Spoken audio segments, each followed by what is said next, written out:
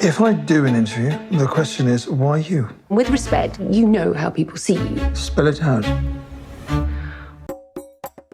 Hello नमस्कार, मैं हूँ गिरीश वानखेड़े और आप मुझे देख और सुन रहे हैं ईपीलॉग मीडिया के इस पॉडकास्ट शो में जिसका नाम है spot the content with Girish Wankhede. इस शो में मैं ओटीटी प्लेटफॉर्म्स पर रिलीज़ होने वाले टाइटल्स का रिव्यू करता हूँ। आज के रिव्यू का टाइटल है स्कूप, जो कि British political drama feature film है और ये स्ट्रीम हो रही है नेटफ्लिक्स पर 5 अप्रैल 2024 से। The allegations surrounding Jeffrey Epstein include his friend Prince Andrew. Sam, let's stop pushing the palace. I want it for us. दुनिया भर के जर्नलिज्म में ऐसी कई सारी कहानियां हैं जहां पत्रकारों की दिलेरी, उनकी निडरता और उनके इन्वेस्टिगेटिव जर्नलिज्म के साथ अपनी प्रोफेशनल इंटीग्रिटी के चलते हुए कई बार सिस्टम के साथ भिड़ंत की खबरें आती है, वाक़े होते हैं और ऐसे में कई जर्नलिस्ट की जीत भी दिखाई देती है। इससे मिलती जुलती कई कहानियां हमने देखी है। 2008 में आई थी फ्रोस्ट निक्सन। इसमें एक ब्रिटिश जर्नलिस्ट है डेविड फ्रोस्ट, जो अमेरिकन प्रेसिडेंट रिचर्ड निक्सन से बातचीत करता है और ये बातचीत वाटरगेट स्कैंडल के बैकग्राउंड में है। इसमें एक जर्नलिस्ट की दृढ़ता दिखाई गई है जो सिस्टम के बड़े होने के बावजूद भी उसको ड्राइव करने में सक्षम है। फिर है 2017 में स्टीवन स्पीलबर्ग ने डायरेक्ट की हुई द पोस्ट। इसमें एक ऐसी संपादिका की कहानी है जिसने यूएस गवर्नमेंट के वियतनाम वॉर के इन्वॉल्वमेंट को प्रूव करने वाले पेंटागन पेपर्स को पब्लिश कर दिया था। और इसी फिल्म से पता चलता है कि किस तरीके से राजनीतिक दबावों से भी कई बार संपादक या जर्नलिस्ट नहीं डरते। फिर थी 2019 की पॉपुलर बॉम्बशेल, जिसमें फॉक्स न्यूज़ जैसे विशालकाय मीडिया हाउस के टॉक्सिक वर्किंग एनवायरनमेंट और रेगुलर फीमेल सेक्सप्लॉयटेशन के खिलाफ 3 महिलाओं के जिहाद को दर्शाया था। इसमें पॉलिटिशियंस के पावरफुल नेटवर्क को तोड़ती हुई महिलाओं की शानदार जीत का चित्रण किया गया था।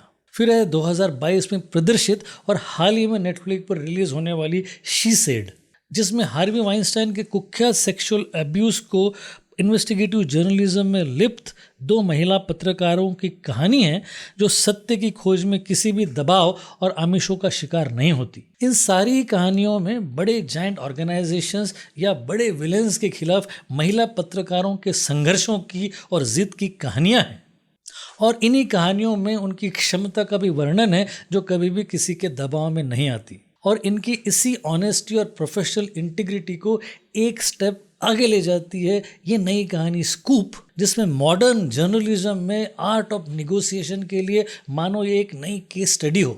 इसमें कहानी शुरू होती है एक साहसी फोटोग्राफर के यूएस के सेंट्रल पार्क में प्रिंस एंड्रयू और जेफरी एप्स्टीन से बात करते हुए एक फ़ोटो लेने से, जो 9 साल के बाद बीबीसी के एक शो न्यूज़ नाइट के एक प्रोड्यूसर के काम आ जाता है।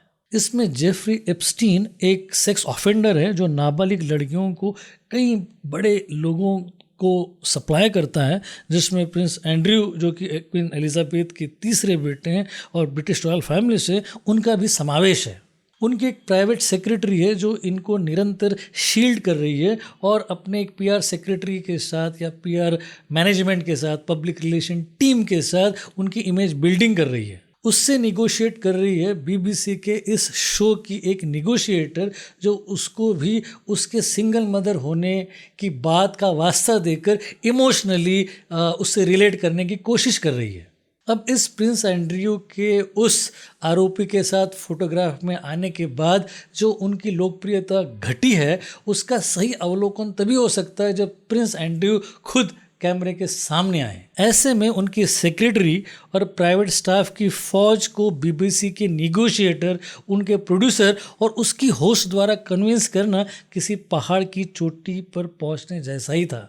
लेकिन इस वाक़यात को इस दशक के सबसे बड़े स्कूप माने जाने वाली घटना को किस तरीके से बीबीसी की ये 3 महिला पत्रकारों ने अंजाम दिया था, उसकी है ये बड़ी ही रोमहर्षक और आपको सकते में लाने वाली फिल्म, जिसे देखने में कम से कम आपको 6 कारण दे सकता हूँ। सबसे पहला कारण है सोर्स। ये फिल्म 2002 में पब्लिश हुई किताब स्कूप्स पर आधारित है, जिसमें एक टीवी इंटरव्यू से कैसे प्रिंस एंड्रयू जैसे विशालकाय व्यक्तित्व के एक सेक्स ऑफेंडर के साथ के संबंधों का खुलासा करके बकिंगम पैलेस के साथ के निगोशिएशंस को इतनी विस्तीर्णता से लिखा गया है कि इस सोर्स की बुनियाद पर ही इतनी प्रभावशाली फिल्म बन पाई है। इसको सैम मैकएलिस्टर ने लिखा है, जो बीबीसी के इस शो न्यूज़ नाइट के एडिटर भी रह चुके हैं। दूसरा कारण है डिटेलिंग। बीबीसी की कार्यप्रणाली, तीनों महिला पत्रकारों की प्रोफेशनल इंटीग्रिटी और उनके काम करने का तरीका, बकिंगम पैलेस का राजसी ठाटबाट और उनका दंभ, उनके अप्रोच के लीगल पहलू, इन पात्रों की निजी कहानियाँ और फिर वो बेबाक इंटरव्यू, हर फ्रेम मानो रिसर्च और डिटेलिंग का पुलिंदा हो। तीसरा कारण है राइटिंग। पीटर मोफाट और जेफ बुसेटिल है इसकी राइटर्स, जिन्होंने राइटिंग में बड़ी सरलता रखी है, स्वाभाविकता रखी है, और वही बात है जिसके कारण उनके पात्रों और घटनाओं के प्रति उनकी आत्मीयता दिखाई देती है। आखिरी शॉट में जब बीबीसी की इस निगोशिएटर का एक रेगुलर आउटलेट से अति सामान्य नागरिक जैसा शवारमा खरीदना और उसी के चौराहे पर एक बड़ी स्क्रीन में प्रिंस एंड्रयू का वीडियो चलना, इन दोनों चीज़ों को जिस तरीके से जोड़ा है वो अभूतपूर्व राइटिंग की मिसाल है। चौथा कारण है technical support. Background score, production design, camera movement, editing, ये सारी ही कॉम्पिटिटिव है, जो कि मॉडेस्ट प्रोडक्शन वैल्यू के साथ बड़ा ही एंगेजिंग एटमॉस्फेयर बनाए रखता है। पांचवा कारण है परफॉर्मेंसेस। गिलियन एंडरसन है इंटरव्यूअर, जो कि फर्स्ट रेट है। कीली हैवेस है प्रिंस की सेक्रेटरी, जो कि अगेन फर्स्ट रेट है। रूफस सेविल है प्रिंस एंड्रयू, जो कि इम्प्रेसिव है, लेकिन बिली पाइपर है वो निगोशिएटर, जो अपने किरदार में स्पेक्टेकुलर है। ये ब्रिटिश सिंगर एक्ट्रेस है जिसने अपने इस किरदार में जान डाल दी है और इसको एक अलग ही लेवल पर ले जाकर खड़ा कर दिया है। और छठा कारण है डायरेक्शन। फिलिप मार्टिन है इसके डायरेक्टर, जो इसके पहले कई ब्रिटिश ड्रामास कर चुके हैं, जिसमें अगाथा क्रिस्टी का पॉयरो में murder on the Orient express का इंस्टॉलमेंट भी है। बीबीसी के जाने माने डायरेक्टर है। इस फिल्म में उनके टीवी शोज़ के अनुभव को पिरोना और अपने क्राफ्ट में एलिगेंस और ग्रेस को बैलेंस करना उनकी बहुत बड़ी उपलब्धि है। इन 6 कारणों के अलावा मैं आपको बता दूं कि इस ज़बरदस्त इंटरव्यू को उस ज़माने में कहा जाता था कि it's just like a plane crashing on oil tanker causing tsunami and triggering a nuclear explosion. इतनी बड़ी ग्रेविटी थी उस ज़माने में इस इंटरव्यू की, और ये इंटरव्यू सच में किसी विस्फोट से कम नहीं था। ऐसे में शाहिद जाकिर साहब का एक बड़ा ही ज़बरदस्त शेर मुझे याद आता है। वो कहते हैं, हो ना हो एक ही तस्वीर के 2 पहलू है, हो ना हो एक ही तस्वीर के 2 पहलू है, रक्स करता हुआ तू, आग में जलता हुआ मैं।